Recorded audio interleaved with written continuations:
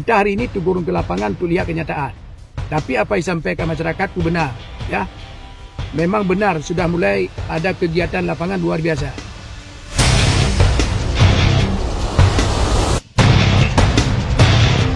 Di tengah hamparan hutan dan aliran Sungai Mas, Aceh Barat menyimpan kekayaan alam yang tak ternilai. Namun di balik keindahannya tersimpan persoalan yang kini menjadi sorotan. Kehadiran PT Megalanik Garuda Kencana, perusahaan tambang emas yang beroperasi di Kecamatan Sungai Mas, menuai kontroversi. Alih-alih membawa kesejahteraan, masyarakat justru merasa dirugikan. Protes demi protes disuarakan, masyarakat menuntut izin pertambangan dicabut. Bagi kami masih ada keuntungan bagi Megalanik karena tidak tidak dipergunakan karyawan. Kalau ada pun cuman berapa persen. Kalau saya bilang tidak ada nanti munafik saya. Tapi cuman beberapa persen. Kontribusi cuman gimana saya bilang ya? Kalau kontribusi kecil Pak, karena di sini yang ada saya tahu untuk kampung ya, cuman berapa 12 juta per tahun. Per tahun ya? Per tahun 12 juta.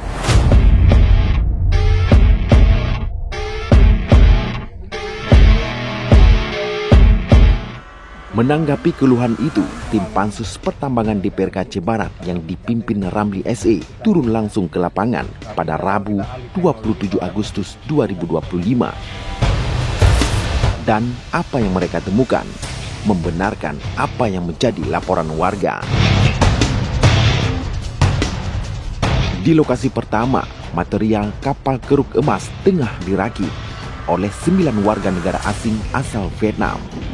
How long time you stay here?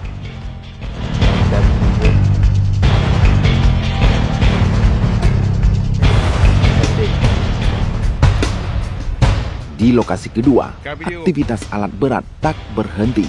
Galian tambang sedalam 15 meter terlihat jelas. Meski perusahaan mengklaim belum berproduksi, fakta di lapangan berkata lain. Untuk mengecek langsung, ini ada laporan-laporan dari masyarakat. Dan ternyata apa yang dilaporkan masyarakat itu benar sudah ada kegiatan, ya.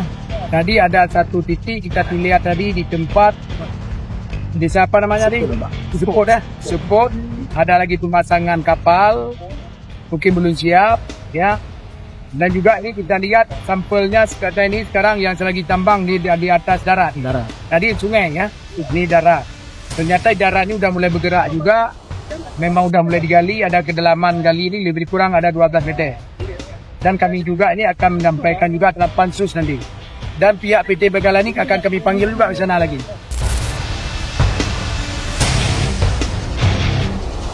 Bahkan di lokasi lain, sebuah kapal tambang emas telah beroperasi.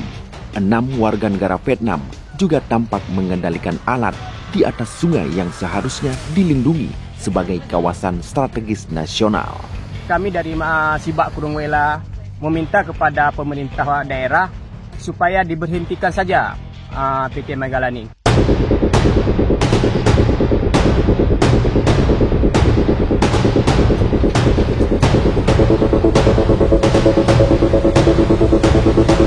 Wahana Generasi Bangsa atau Wangsa menilai PT Megalanik Garuda Kencana telah melanggar prosedur.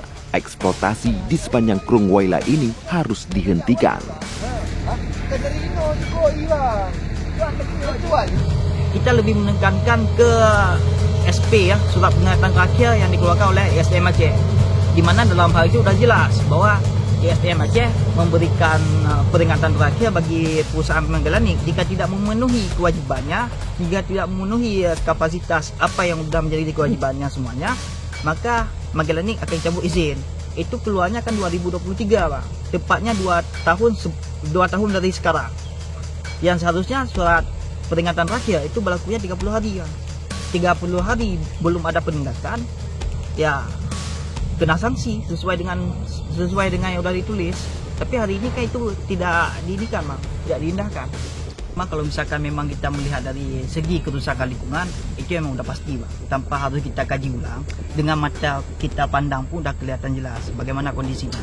Yang kedua, mungkin memang pihak-pihak perusahaan mengatakan ini adalah bentuk upaya untuk membantu pemerintah untuk menormalisasi sungai.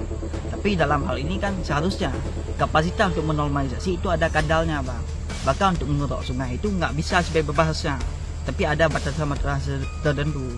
Selain itu kan yang paling menjadi persoalan hari ini Sungai Kumaila adalah kawasan strategi nasional. Itu tertuang dalam Kanun Aceh. Yang seharusnya kawasan strategi nasional itu adalah kawasan yang wajib dilindungi. Tapi dengan kondisi yang hari ini kita lihat, ini bukan melindungi, tapi pembiaran terhadap kerusakan lingkungan pada hari ini. Itu poinnya, Bang. Secara kapasitas kawasan strategi nasional di Kumaila memang tidak boleh beraktivitas, Bang. Memang tidak boleh menambang di Kumaila, bukan beraktivitas, menambang. Tapi kalau misalkan memang di darat, ya itu mungkin ada regulasi yang berbeda. Tapi kalau misalkan di Kumaila memang nggak bisa seharusnya.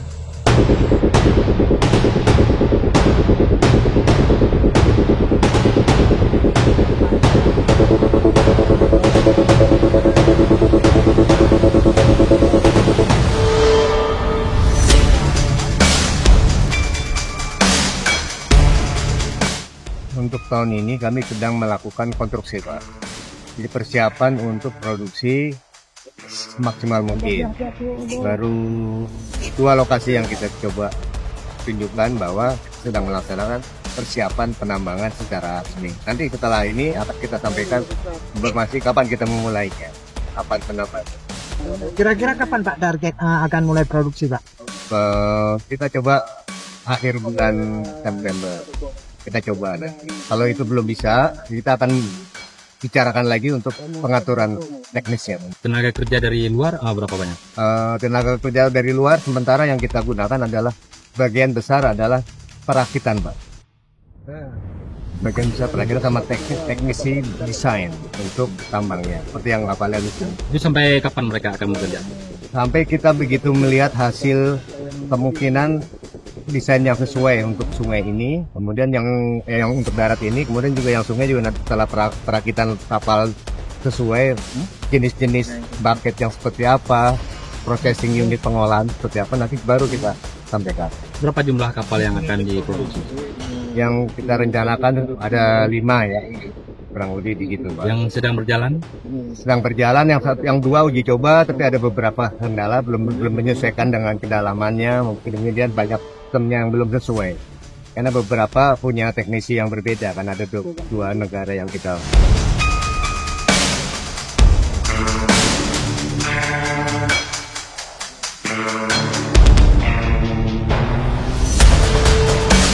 Hasil pansus ini bukanlah akhir. DPRK Aceh Barat berjanji akan memanggil pihak PT Megalanik Garuda Kencana untuk dimintai keterangan dan jawaban atas temuan tim pansus di lokasi. Apakah janji ini akan benar-benar membawa keadilan bagi masyarakat atau hanya menjadi catatan panjang yang tak pernah tuntas?